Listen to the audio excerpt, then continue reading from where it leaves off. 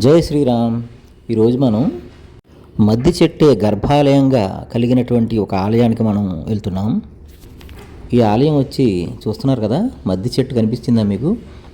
ఈ ఆలయంలో ప్రధాన గోపురం అదే అనమాట.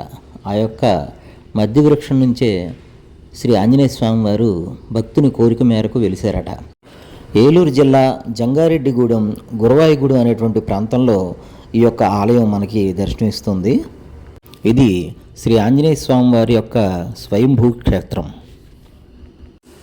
స్వామివారిని దర్శించుకోవడానికి మనం ఇప్పుడు ఆలయంలోకి ప్రవేశించబోతున్నాం.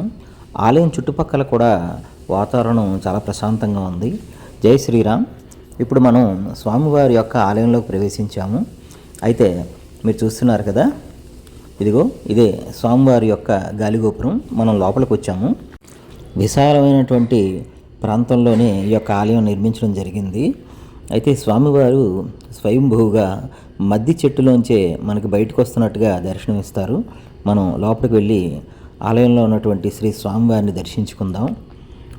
జై శ్రీరామ్, జై జై శ్రీరామ్.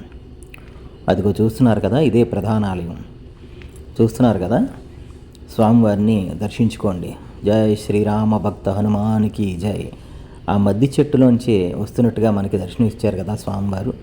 అద్భుతమైనటువంటి ఈ యొక్క స్వామివారిని దర్శించుకోవడం వల్ల సకల పాపాలు నశించి అనుకున్న కోరికలు నెరవేరుతాయని ఇక్కడ స్థల పురాణం చెప్తుంది.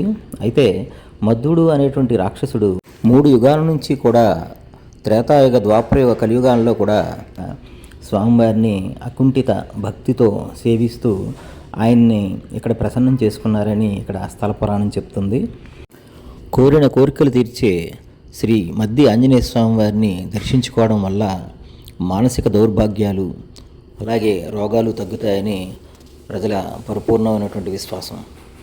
ఇదిగో మీరు కూడా తప్పకుండా దర్శించుకుని ఈ స్వామివారి యొక్క అనుగ్రహాన్ని పొంది సకల ఐశ్వర్యాలను, సకల సంపదలను పొందుతారని మనస్ఫూర్తిగా కోరుకుంటూ జై శ్రీరామ్, హర హర మహాదేవ్. ఈ వీడియో మీకు నచ్చినట్టయితే కనుక షేర్ చేయండి, లైక్ చేయండి, నా ఛానల్ని సబ్స్క్రైబ్ చేయండి. జై శ్రీరామ్, హర హర మహాదేవ్.